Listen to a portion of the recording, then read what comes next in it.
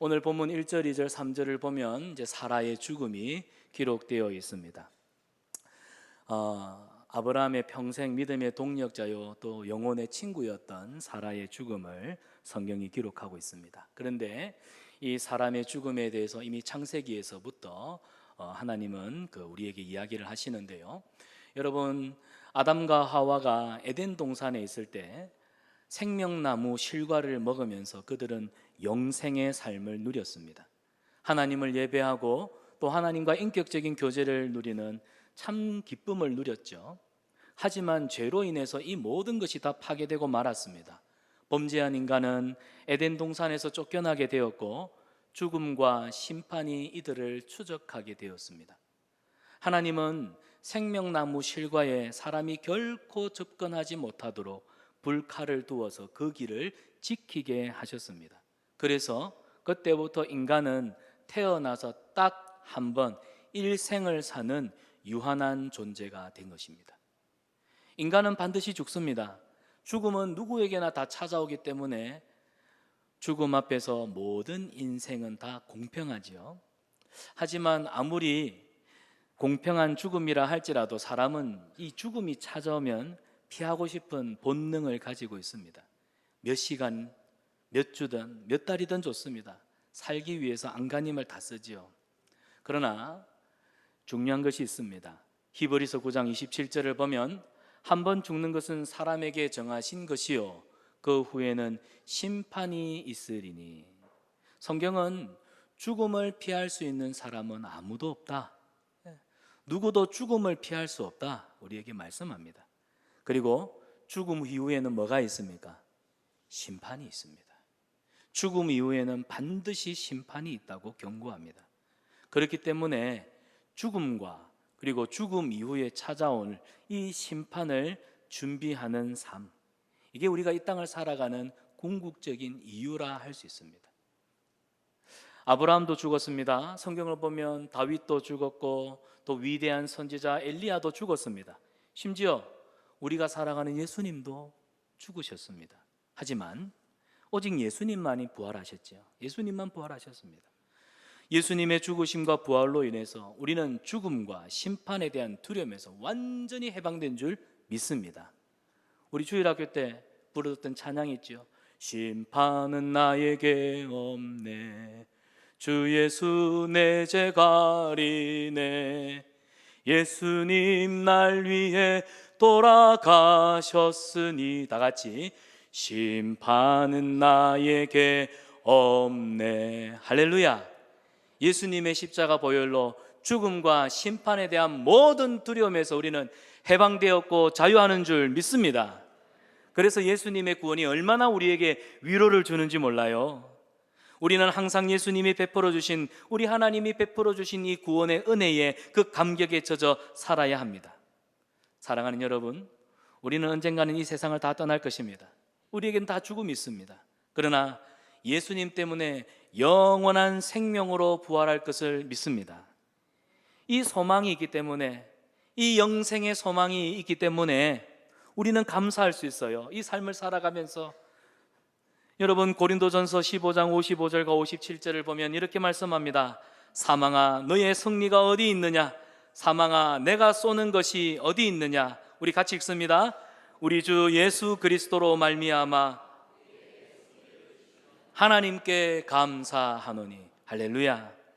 사망, 죽음, 이 권세는 더 이상 우리를 붙들어맬 수가 없습니다. 우리 안에 계시는 예수 그리스도, 부활의 영원한 생명주 되신 예수님 때문에 우리는 승리하며 감사할 수 있음을 믿습니다. 그래서 여러분, 우리 성도는 죽음을 두려워하는 자들이 아닙니다. 우리는 심판을 두려워하지 않습니다.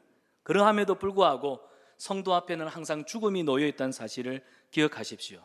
그래서 우리는 우리 앞에 놓여 있는 죽음을 항상 보면서 살아가지만 분명한 것은 우리는 죽음을 통해서 예수님 앞에 얼마나 의미 있는 삶을 살았는지, 이 땅에서 우리가 죽을 준비를 얼마나 잘하며 살았는지 우리가 마지막 때에 우리 믿음의 성적표를 하나님 앞에 받아볼 것입니다. 그 성적표를 받아들였을 때 부끄러운 점수가 아니라 좋은 성적으로 하나님 앞에 칭찬받는 저와 여러분 되시기를 바랍니다. 우리 인생을 살아가면서요, 인생이 얼마나 큰 일을 했는지, 또 위대한 삶을 살았는지, 얼마나 많은 일을 했는지 하나님 앞에서는 결코 중요하지 않습니다. 중요한 것은 하나님이 원하시는 생애를 살았는가, 하나님이 원하시는 삶을 살았는가, 내 일생의 삶이 무엇을 위해 살았는가 물었을 때 하나님의 나라와 그 영광을 위해서 내가 살았는가. 우리 주님이 물으시는 질문은 딱 하나예요. 너 어떻게 살았어? 너 하나님을 위해서 네 생애를 어떻게 불태우며 살았어? 라고 물으실 것입니다. 그때 글쎄요 보다는 옆 사람 보면서 이렇게 축복하죠. 잘 아시지요? 잘 아시지요? 여러분, 너 어떻게 살았니? 뭐라고 물으셨을 때 주님 아시잖아요, 주님이 잘 아시잖아요 라고 당당하게 대답할 수 있기를 바랍니다. 오늘 성경에 등장하는 사라는 그녀의 일생을 통틀어 볼 때 참 의미 있고 보람된 삶을 살았던 믿음의 여인입니다. 그렇다고 사라가 인간적으로 큰 일을 했거나 위대한 업적을 남기지는 않았습니다. 그저 아브라함이라고 하는 한 남자를 만나서 시집 가서 아이를 낳고 키우다가 죽은 것 외에는 사라의 일생을 그렇게 상세하게 기록하고 있지는 않습니다. 하지만 사라는 자신의 몫을 다했고 가치 있고 의미 있는 인생을 살았다고 성경은 기록하고 있죠. 임신이 불가능한 90세의 나이에 하나님의 특별한 은혜로 이삭을 낳아 그가 장성하여 하나님 앞에 자기 몫을 다하는 청년이 될 때까지 사라는 믿음으로 이삭을 양육했습니다. 이것이 사라에게 매우 결정적이고 중요한 일이라 할 수 있어요. 사라의 아들은 약속의 아들이며 이 아들은 훗날 메시아가 이 땅에 오시는 축복의 통로가 되지 않습니까? 성경에는 또 한 사람이 있습니다. 바로 예수님의 어머니 마리아. 한 여인으로서 가장 영광스러운 삶을 살았던 어머니입니다.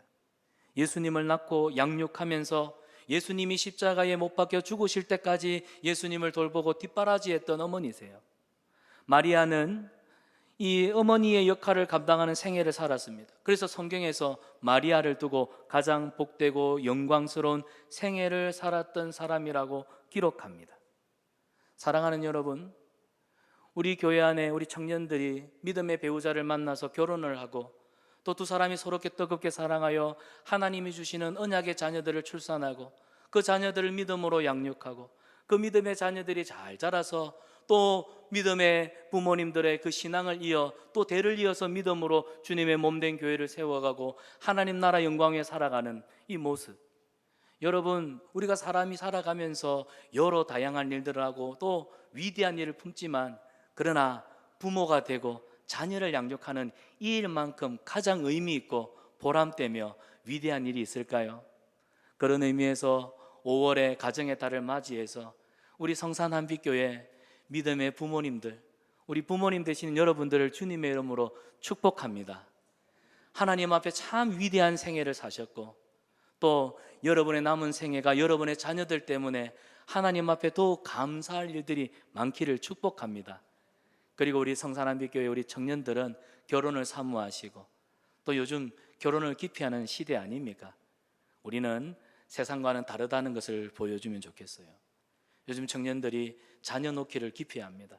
그래서 동물을 키워요. 여러분, 애완견을 키우지 말고 사람을 키워야 됩니다. 사람을 낳아서 사람을 키우는 그런 자녀 양육의 보람, 자녀 양육의 기쁨, 이건 하나님이 우리에게 주신 일생에 정말 의미 있고 보람 있는 일입니다.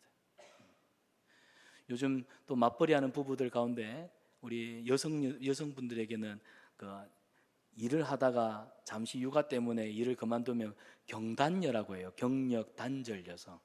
이런 단어들이 사용되면서 굉장히 육아하는 일이 이렇게 터부시 되는 그런 시대입니다. 우리 청년들은 그러하지 않기를 바랍니다. 하나님께서 다 책임져 주실 것을 믿고 자녀 양육이라고 하는 이 위대한 부르심 앞에 어찌 보면 하나님이 원하시는 부모가 된다는 건 하나님이 기뻐하시는 의미 있고 보람스러운 가장 영광스러운 일이 아닐까요? 우리 일생에서 하나님의 뜻과 선리를 따라가는 그런 은혜가 저와 여러분 삶 가운데 넘치기를 축복합니다. 자, 오늘 본문 2절과 4절을 보십시오. 2절과 4절에 사라가 가나안 땅 헤브론 곧 기럇 아르바에서 죽음에 아브라함이 들어가서 사라를 위하여 슬퍼하며 애통하다가 4절입니다. 나는 당신들 중에 나그네요 거류하는 자이니 당신들 중에서 내게 매장할 소유지를 주어 내가 나의 죽은 자를 내 앞에서 내어다가 장사하게 하시오. 여러분, 아브라함은 죽은 아내 사라를 충분히 애도하는 이 시간을 가졌습니다. 그리고 이제 사라의 시신을 땅에 매장하기 위해서 땅을 찾습니다. 근데 오늘 본절을 보니까 사라가 죽은 장소는 가나안 땅 헤브론이었습니다. 이건 아브라함이 여전히 가나안 땅에서 이방인이었다는 것을 보여주고 있어요. 죽은 아내를 위해서 장사를 지내야 합니다. 아무래도 남의 땅에 와서 사는 이방인이다 보니까 그 지역에 살고 있는 주민들, 거주민들의 눈치를 보지 않을 수가 없어요. 그래서 가나안 주민이었던 헷 족속에게 내 아내를 매장할 수 있는 땅을 좀 허락해 주시오. 내가 합법적으로 돈을 줄 테니까, 값을 지불을 할 테니까, 대가를 지불할 테니까 내게 땅을 주시오라고 합법적인 조치를 요구하고 있습니다. 그런데 오늘 본문을 보면 아브라함이 자신을 가리켜 뭐라고 말하냐면, 받아합시다. 나그네요 거류하는 자입니다. 여러분, 아브라함은 자신이 지금 어떤 형편과 초지에 놓여 있는지, 자기가 어떤 처지에 있는지 분명하게 자각하고 있었습니다. 여러분, 우리나라에 지금 체류 중에 있는 외국인들 현황을 보면 2023년 7월 통계에 따르면 245만 명의 외국인들이 거주하고 있다고 합니다. 별로 안 놀라시네요. 많은 수입니다. 얼마나 많냐면 여러분들이 이해하기 쉽게 경상북도 인구가 약 263만 명입니다. 외국인이 지금 245만 명이니까 경상북도 인구만큼이나 지금 우리나라에 외국인들이 거주하고 있다는 거예요. 이 통상적으로 외국인들이 이 5% 이상을 넘어가면 이제 다문화 사회라고 하는데, 우리나라는 이미 다문화 사회에 진입했습니다. 우리 주변에 얼마나 많은 외국인들이 있는지 몰라요. 우리 교회에도 외국인들이 이렇게 예배를 드리러 오시는 분들이 계십니다. 근데 여러분, 우리 외국인들에게는 여전히 이 땅은 언어가 다르고 문화가 다른 타국입니다. 타국에서의 생활은 이 외국인들에게 법적인 보호 조치나 또 기득권 자체를 갖기 어렵기 때문에 이 외국인으로, 나그네로, 거류민으로 살아가는 그 삶 자체가 참 고달프고 처량하고, 두고 온 가족들 생각하면 마음이 참 쓸쓸해지는 건 어쩔 수가 없습니다. 오늘 성경에 나오는 아브라함이 그런 삶을 살았어요.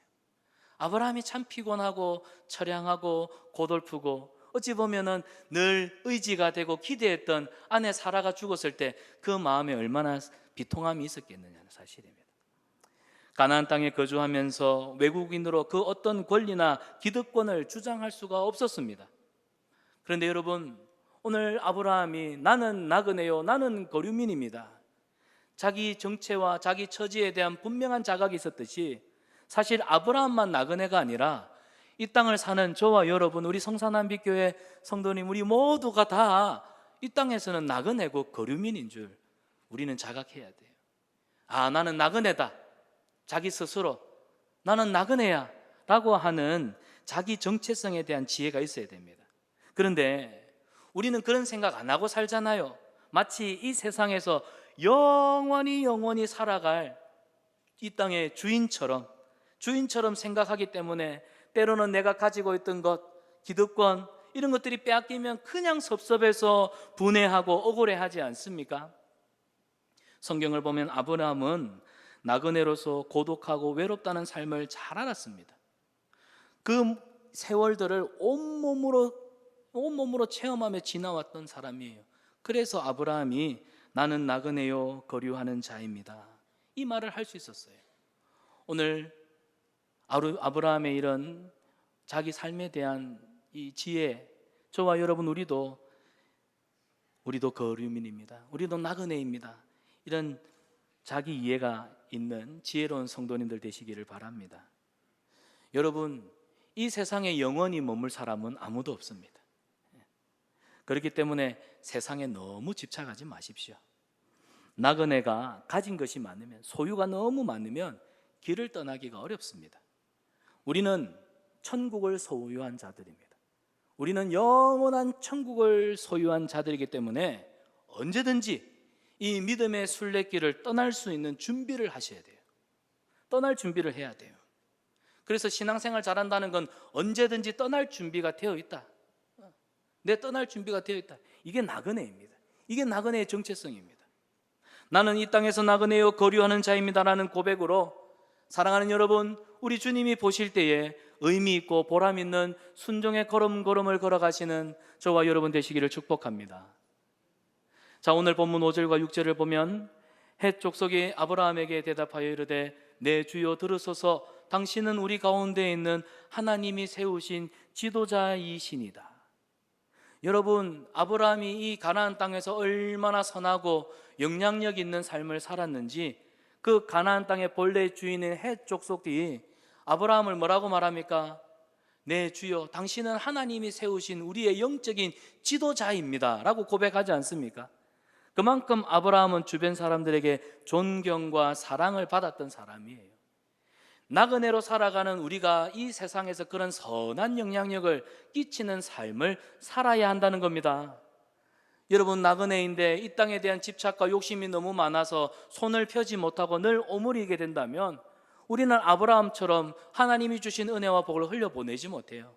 사랑하는 여러분, 나그네요 또 곧 떠나야 한다는 자임을 안다면 항상 손을 펴서 아낌없이 나누고 하나님 주신 은혜를 흘려보내는 복의 근원이 되시기를 축복합니다.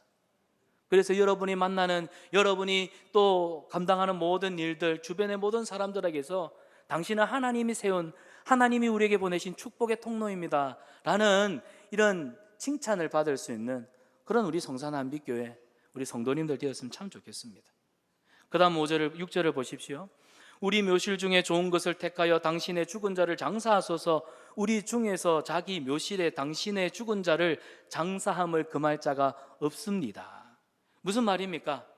아브라함한테 우리가 땅 공짜로 주겠다, 이 가나안 땅 너 마음대로 선택해라, 어디든 네가 원하는 땅 우리가 줄게, 공짜로 줄게, 거저 줄게. 그래서 내 사랑하는 아내의 이 죽음을 네가 애도해라.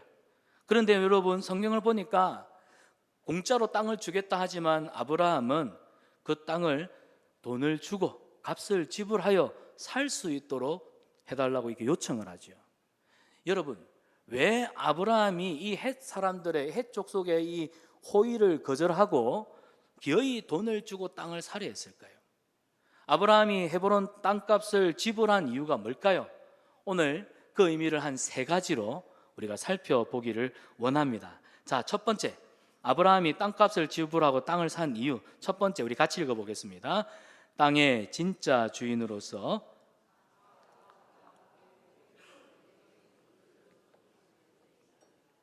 여러분, 당시 사람들이 죽으면 이 죽은 사람을 고향 땅에 매장을 했습니다. 우리 한국 사람들도 지금도 마찬가지지 않습니까? 예, 객지 생활하다가 죽을 때가 되면 아들아, 내 묘를 내 고향 땅에 좀 해주라. 예. 옛날이나 지금이나 고향 땅을 그리워하고 고향 땅에 이렇게 자신의 인생이 마무리되기를 바라지요. 그렇게 한다면 아브라함은 밧단 아람으로 돌아가야 됩니다. 그런데 오늘 성경을 보면 아브라함이 밧단 아람으로 돌아가지 않고 이 가나안 땅에서 매장지를 구해서 사라를 이렇게 장사를 지내려고 합니다. 왜 그랬을까? 아브라함에게는 약속하신 땅, 하나님이 약속하신 땅에 대한 믿음, 그래서 이 땅이 하나님이 내게 약속하신 땅이다. 그래서 다른 데 안 가는 거예요. 여기에 사라의 묘지를 내가 하겠다, 그런 겁니다. 그래서 헷 사람들이 보는 앞에서 오늘 성경에 보면 에브론에게 은 400세겔을 주고 땅을 구입합니다. 이걸 보면 사라의 죽음을 직면한 이 아브라함이 평소 죽음에 대해서도 어떤 생각을 가지고 있었는가를 우리가 보게 되는데요, 아브라함이 이 죽음에 대한, 죽음을 바라보는 아브라함의 시각은 이랬습니다. 죽음은 뭐냐? 또 다른 시작이다. 죽음은 또 다른 시작이며 영원으로 출발하는 것이다. 이 관점을 가지고 있었다는 사실입니다. 그래서 사라의 죽음, 하지만 죽음의 출발점인 이 묘지를 위해서 땅을 사잖아요. 이게 어떤 의미를 가지고 있냐면, 나는 하나님이 약속하신, 하나님이 허락하신 약속의 땅에서 영원한 안식을 소망한다. 하나님이 주시는 약속의 땅에서 안식에 들어갈 준비를 나는 이 땅에서 한다. 그런 뜻입니다. 그 믿음의 구체적인 행동이 땅을 사는 거였어요. 이런 관점에서 아브라함이 구입한 헤브론 땅은 이생의 삶을 넘어선 희망의 상징이요 언약의 성취를 소망하는 신앙 고백적인 땅이었다라는 겁니다. 그래서 여호수아서를 보면 85세의 노장 갈렙이요 이 헤브론 산지를 보면서 뭐라고 말합니까? 이 산지를 내게 주소서, 내게 주소서. 여호수아에게 유다 자손의 기업으로 달라고 요구한 것은 그냥 땅을 달라 한 것이 아니라 분깃이 없는 아직 정복되지 않은 땅이니까 저 땅이라도 주세요가 아니라 신앙 고백적인 측면에서 이 갈렙이 헤브론 산지를 달라고 요구한 것을 우리가 해석해야 된다는 거예요. 아브라함은 그와 그의 자손들이 하나님이 약속하신 그 땅에서 영원히 거주하기를 원했던 겁니다.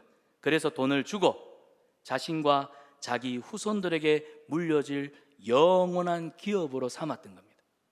자, 두 번째, 땅을 산 이유입니다. 같이 읽습니다. 시작. 하나님의 약속 때문입니다. 여러분, 가나안 땅은 하나님이 약속하신 땅입니다. 그래서 값을 지불하고 땅을 사는 이 행동을 통해서 약속의 땅에 들어가려는 구체적인 믿음의 표현을 한 것이죠. 여기서 우리는 아브라함의 믿음을 발견합니다. 아브라함은 헷 족속의 땅을, 이 헷 족속이 살고 있는 이 땅을 하나님이 약속하신 약속의 땅으로 만드는 지금 그 일을 하고 있는 겁니다.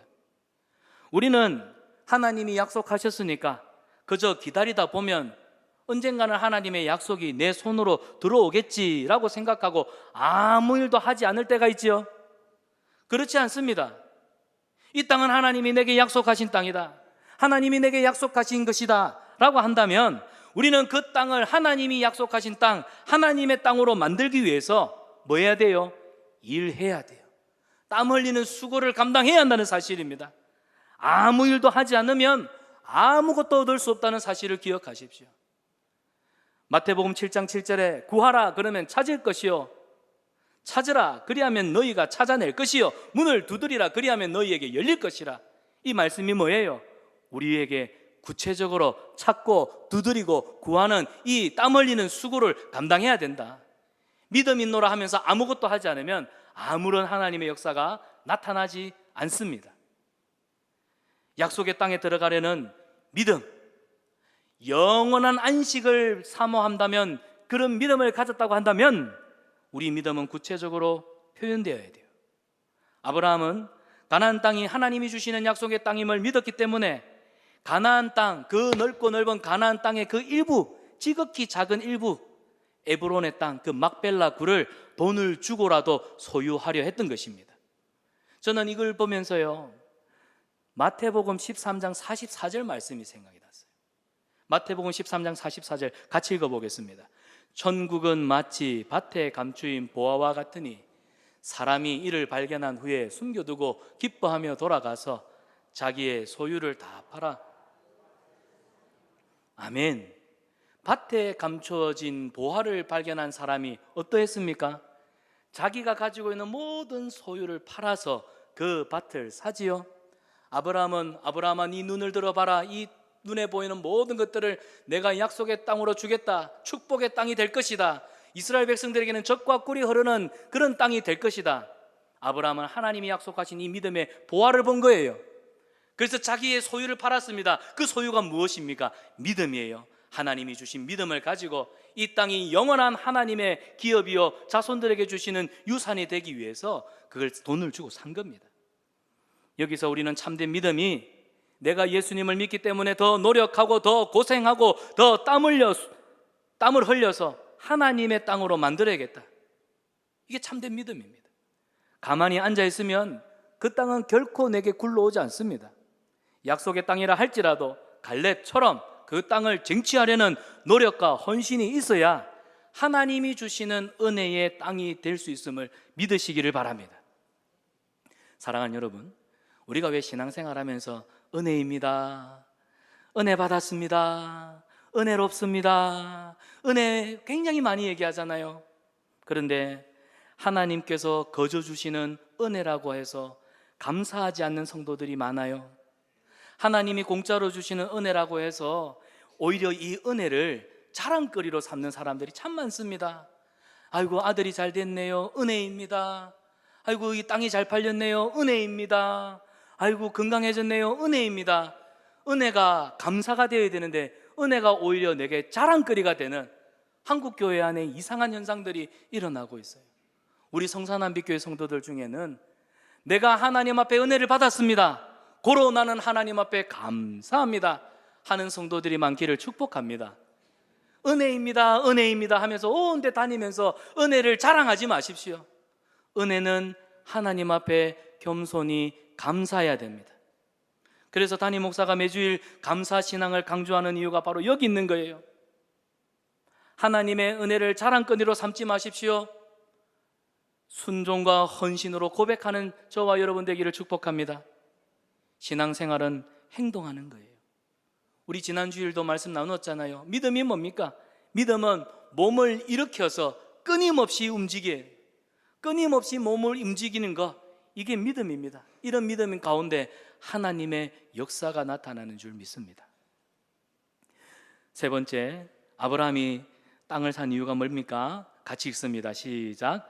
아브라함은 약속의 땅을 헷 족속과 공유할 마음이 없었기 때문입니다. 이게 무슨 말이냐? 하나님이 약속하신 땅에는 언약 백성만 거할 수 있다, 이 뜻입니다.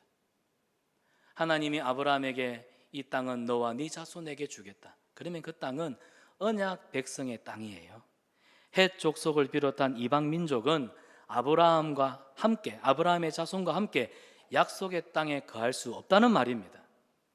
여러분, 요즘 우리가 새벽마다 신명기 말씀을 다루고 있는데요, 하나님께서 이스라엘 백성들한테 이 가나안 땅에 들어가기 전에 너희가 가나안 땅에 들어가서 해야 될 이 수칙을 가르쳐 주십니다.